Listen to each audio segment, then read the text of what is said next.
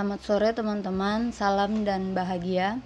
Perkenalkan, nama saya Dorce Marsilia Londin. Di sini saya akan menjelaskan bagaimana teknik pembuatan KPI atau Key Performance Indicators. Sebelum saya menjelaskan bagaimana teknik pembuatan KPI, perlu kita ketahui dulu apa itu KPI. Jadi KPI atau Key Performance Indicator adalah rangkaian indikator kunci yang dipilih oleh organisasi dengan sifat terukur yang berfungsi untuk memberikan informasi atau penilaian apakah sasaran strategis perusahaan sudah dicapai atau belum. KPI juga sering disebut sebagai indikator kinerja utama, di mana variabel ini sering digunakan untuk menilai kinerja dari karyawannya. Kemudian, kenapa KPI ini diperlukan? Yang pertama, untuk meningkatkan efisiensi, efektivitas, dan kualitas dalam laju perkembangan kinerja. Kemudian yang kedua, untuk mengevaluasi kinerja setiap karyawan secara lebih objektif dan terukur. Yang ketiga, untuk menyediakan umpan balik atau feedback bagi setiap karyawan. Yang keempat, dapat dijadikan dasar yang objektif dalam pemberian reward and punishment bagi karyawan. Dan yang terakhir, untuk mengidentifikasi secara tepat di mana kinerja harus diperbaiki sehingga dapat digunakan sebagai dasar career planning. Oke, selanjutnya kita akan masuk dalam teknik pembuatan KPI. Di sini saya menggunakan contoh dari bidang kesehatan. Di sini posisinya sebagai wakil direktur penunjang medis. Nah, ini form penilaian kinerja berbasis KPI.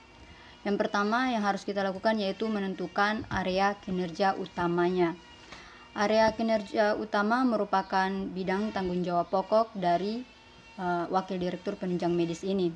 Dalam contoh ini saya menggunakan terdapat 6 area kinerja utamanya, yaitu yang pertama instalasi farmasi, kemudian instalasi laboratorium, instalasi radiologi, instalasi gizi, bagian medical record, instalasi rehab medik.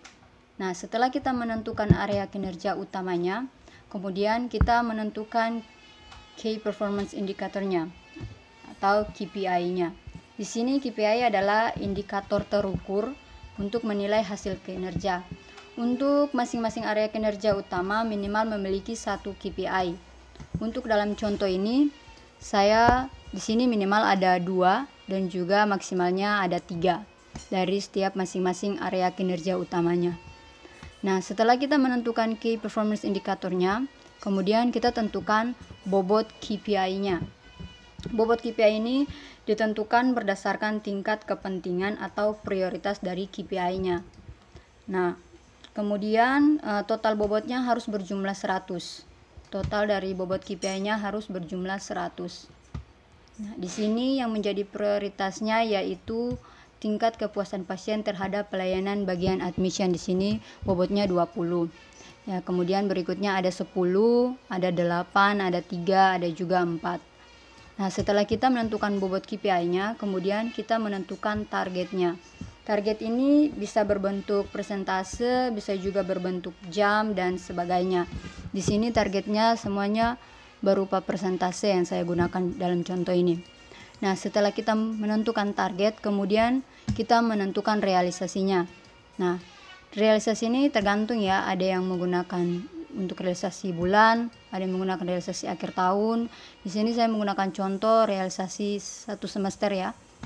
Nah, untuk menentukan realisasinya kita lakukan evaluasi. Di sini dilakukan dari bulan Januari sampai bulan Juni. Nah, jika kita sudah memiliki datanya seperti ini, kemudian kita lakukan realisasinya. Di sini saya untuk menghitung realisasi 1 semesternya ada dua cara yang saya gunakan. Yang pertama yaitu menggunakan data terkini. Seperti pada contoh yang paling atas, instalasi farmasi bagian pemberian obat sesuai dengan formularium nasional ini, saya menggunakan data terkini, artinya data paling terakhir ya, di bulan Juni. Karena kalau dilihat dari bulan Januari 80, kemudian Februari meningkat 85, kemudian Maret meningkat 90, April 90, 90 dan 90 seterusnya sampai bulan Juni. Jadi saya menggunakan data terkininya yaitu 90%. Nah, kalau untuk di bagian sini saya menggunakan nilai rata-rata. Kenapa nilai rata-rata? Karena nilainya tidak beraturan ya. Di sini ada 85, sini ada 80, di sini ada 95, ada 85 lagi, ada 75 dan 90. Nah, untuk menghitung nilai rata-ratanya saya menggunakan rumus rumus, yaitu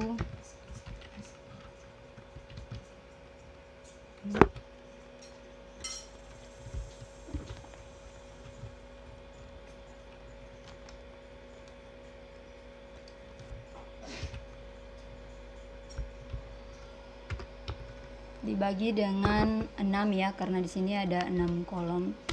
Nah, maka didapatlah realisasinya yaitu 85%. Begitupun yang di bagian pemeriksaan yang dapat dilakukan sesuai indikasi juga menggunakan nilai rata-rata. Hasilnya 75%, 80%, 85%. Ini juga menggunakan nilai rata-rata. Ini juga sama menggunakan nilai rata-rata. Ini juga menggunakan nilai rata-rata.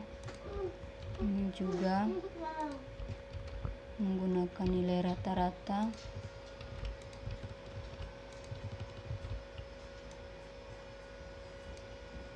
Kalau untuk ini menggunakan data terakhir, karena dari sini hasilnya dari 90 meningkat 95 dan 100 sampai akhir bulan Juninya. Jadi di sini 100%. Kalau untuk bagian sini, bagian 6 ini menggunakan nilai rata-rata juga. Ini juga nilai rata-rata. Nah, setelah kita mendapatkan hasil realisasi untuk satu semester, ini hasilnya yang sudah saya pindahkan. Setelah itu kita menentukan skor. Untuk mendapatkan skor akhir, kita harus tentukan dulu skornya. Jadi skor ini didapat dari realisasi dibagi target dikali 100 atau target dibagi realisasi dikali 100. Ini rumusnya tergantung dari jenis KPI-nya. Jadi kalau KPI-nya maximize, berarti maksudnya KPI maksimal, ada KPI maximus dan KPI minimize. Jadi KPI maximize ini dimana pencapaian makin tinggi maka makin baik. Contohnya jumlah pelanggan baru, laba dan sebagainya. Untuk perhitungannya menggunakan realisasi dibagi target dikali 100. Sedangkan KPI minimize ini dimana pencapaian makin rendah maka makin baik. Contohnya seperti jumlah komplain, jumlah keterlambatan dan sebagainya. Untuk perhitungannya menggunakan target dibagi realisasi dikali 100. Contoh yang sudah ada di sini, hasil skornya sudah didapat. Saya menggunakan KPI maximize semuanya. Jadi realisasi dibagi target dikali 100, maka hasilnya sudah didapat. Setelah kita mendapatkan skornya, kemudian kita tentukan skor akhirnya. Skor akhir ini didapat dari skor dikali bobot KPI dibagi dengan 100. Nah, contohnya skornya 100 dikali bobot KPI-nya 4, dapatnya 400, kemudian dibagi 100 dapatnya 4. Begitupun seterusnya sampai dengan yang paling bawah. Nah, setelah kita mendapatkan skor akhirnya, kemudian semuanya itu dijumlahkan dan hasilnya 98,9. Nah, di sini hasilnya ini sudah didapat, yaitu dapatnya itu sini kita sudah dapat hasilnya 98,9. Di sini untuk performance evaluasinya itu bisa dikatakan memuaskan atau baik sekali karena sudah di atas 90%. Karena kalau baik sekali itu di atas 90%, baik itu 80 sampai 90%, cukup itu 70 sampai 80%, buruk itu 60 sampai 70%, dan sangat buruk itu di bawah 50%.